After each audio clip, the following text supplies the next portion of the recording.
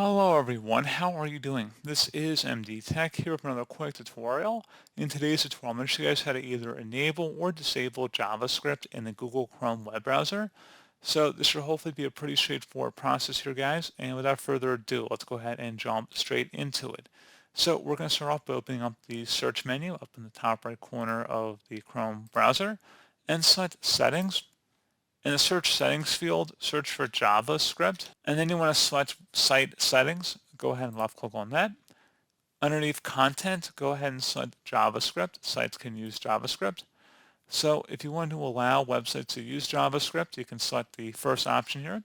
The second option is to prevent websites from using JavaScript.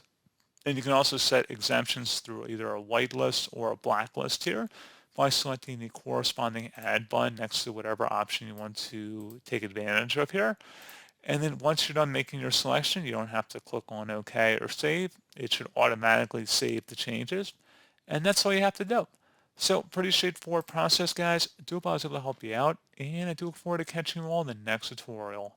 Goodbye.